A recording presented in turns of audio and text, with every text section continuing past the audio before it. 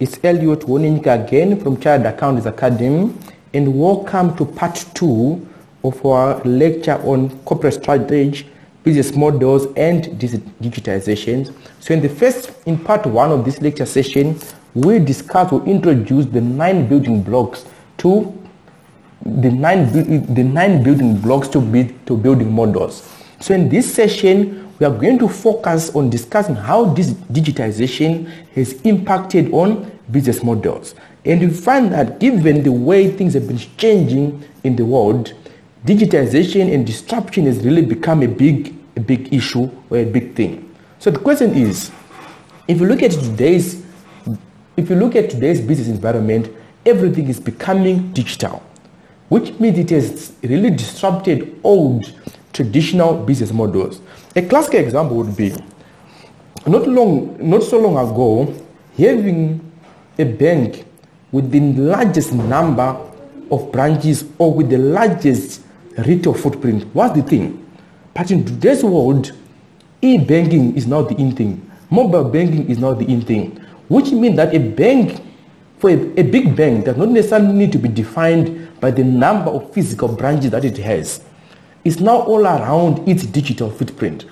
Which is why you can see that in Zimbabwe, Stuart Bank has been able to grow in leaps and bounds, leveraging on its mobile platforms, given its relationship with the Econet Group. So technology and data are now impacting every sector. So no sector is spared. Everything is now becoming digital. So what does this tell you? So it means for the case study that you are going to get within the course of your training as a chartered accountant, and also when you then go to practice as a chartered accountant, you are going to see that you are going to be dealing with the business models that have become largely digitized. So you find that these days now you've got sensors measuring temperature, stress, pressure, equipment, monitoring of containers. So if you look at motor vehicles, they now have sensors to say low oil pressure, check engine, etc. And the location of people, GPS, monitoring. I'm running a tracking business, and I can make use of sensor to track where the exact location of the business. So in other words, it means business models are now being disrupted through the use of digitization in processes. And also, if you go to the insurance sector as an example, in developed countries, there's no longer the issue of saying I just come up with a one-size-fits-all premium. So if you look at Zimbabwe, for example, if you own a motor vehicle, your premium would average 4 to 5% of the insured value. But if you go to other countries, they are using digitization to determine and monitor the driving and lifestyle of the insured person. So depending on your lifestyle, it's going to determine your insurance premium. So if you're someone who loves to go out late into the night, so they are going to be able to track that and say, because you like to drive late into the night, your premiums are going to be a bit higher. Because why? Driving during the night is riskier as compared to someone driving during the day. And that's how digitization is being implemented. Or if you look at the Airbnb concept. So the Airbnb, it's a simple concept. It's an online platform. If you have a house, you can register it onto the online platform, and then you can start to get guests coming through to live into your allocated house or guest house. So all these things are how digitization is really disrupting the traditional business models. So the question is, another key concept that comes through in digitization is big data. So what is big data? So because you have digitized everything, you then realize that these digital systems generate huge amounts of data. And with these huge amounts of data, entities are now analyzing this big data to make better informed decisions. So a classic example, whenever you see business with the loyalty program, it's not because they like you so much. What? They want to get information from you. So the moment you register for their loyalty programs, they are going to analyze your spending patterns. They are going to analyze anything and everything about you. And based on that analysis, they are going to better come up with products and services that serve your needs. So they are going to be able to say, which product should we sell? which product should we be able to produce? And this will all be based on the big data. Another classic example is if you look at Facebook. You've ever asked yourself, or if you're browsing on the internet and then you start to get these adverts, have you ever asked yourself to say, the advert that you get are going to be different to the advert that the next person besides you is going to be getting? How does Google determine that? Google is determining that based on your browsing patterns. So they are analyzing that data, which is your browsing history. And based on your browsing history, which sites are you clicking? What are the things that you are searching the most? And based on that, they can then direct what they think are relevant adverts to you. So it's just about targeted advertising using online searches of retailing. So just an example of how big data can be used. Or if you are doing online purchasing, so for those that may have purchased motor vehicles from sites such as, let's say, Beford, maybe you spend about 2-3 weeks searching for vehicles. You are going to see that the next time you go into your web browser, the browser is going to continue giving you motor vehicle suggestions. Why? Because your browsing patterns have been analyzed and it's now determining what things or information is going to be pushed to you. So now with this advent of big data, you realize that there are some business models that are being generated. Example, people are now focusing on providing platforms. So if you look at Via, Uber, Amazon, what are they selling? They are selling a platform where people can do business. Also, education is not spared. These days, there are now online degree programs making use of this big data or digitization. In healthcare, integration of clinical and medical data, creating illness profiles. So the moment you come back, your doctor is creating your profile based on the data or your medical history. Long back, that data was kept in manual files. It was very difficult to analyze and interpret that data. But the moment the data is digitized, it becomes better to analyze and make better informed decisions. However, because data is being digitized, ethics, and please note within our CTA curriculum, the training of chartered accountants, ethics is now a big issue. So the moment that you are collecting people's data, privacy issues come through. What can you use the data for? Can you sell the data to third parties? What are the implications?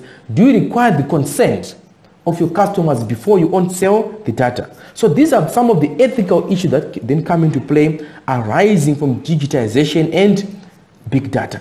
So in other words, you find that most of the case studies that you are going to get are going to largely be skewed towards business models that are highly digitized with minimal manual processes, because that is the reality of today's businesses. So what are some of the trends in big data? Use of web communities, use of networks, collaboration.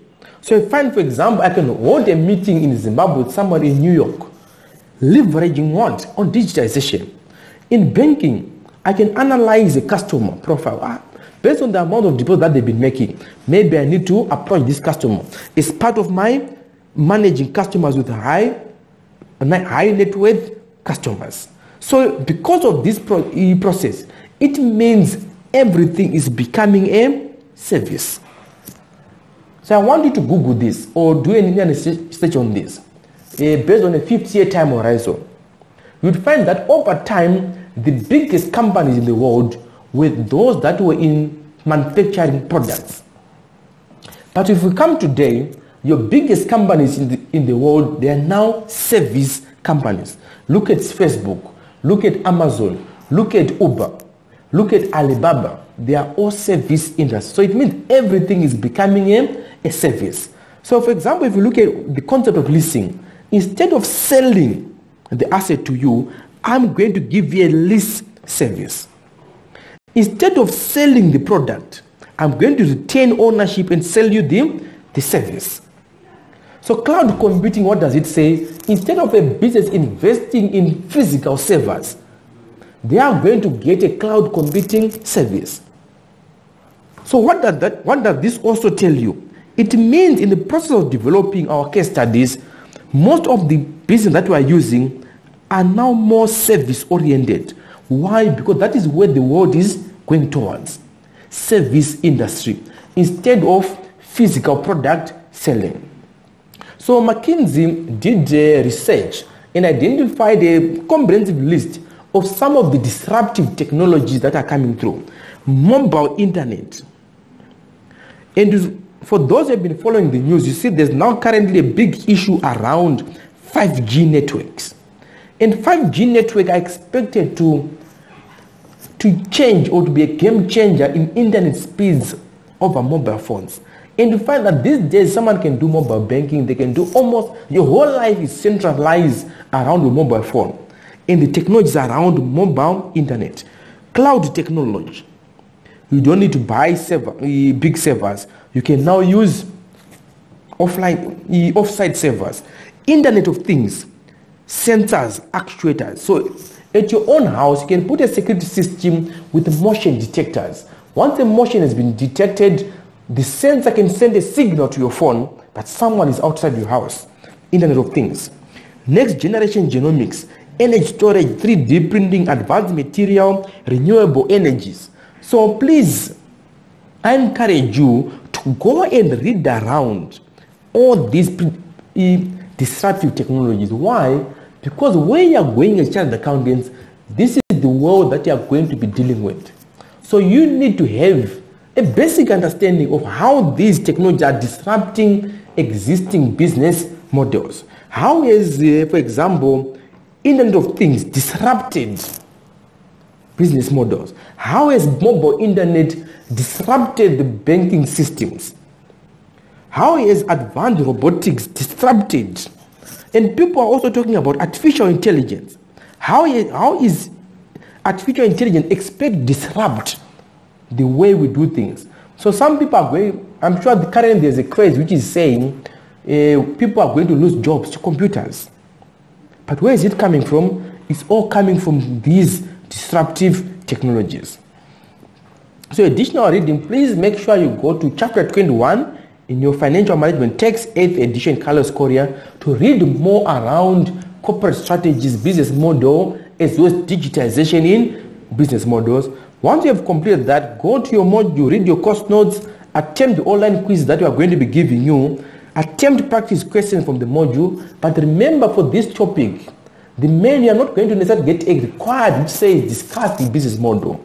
But for you to be able to comprehend a scenario, you are expected to have a comprehensive understanding of a company's business model. And then identify an issue that you may still be struggling with and bring these to your next physical contact session for elaboration and discussion with the rest of the class. But if you've got any further questions around this lecture, the part 1 and part 2, please do feel free to contact the Manfin department on those emails. And thank you very much for taking time to watch this video lecture series. Hope it has been helpful. See you next time.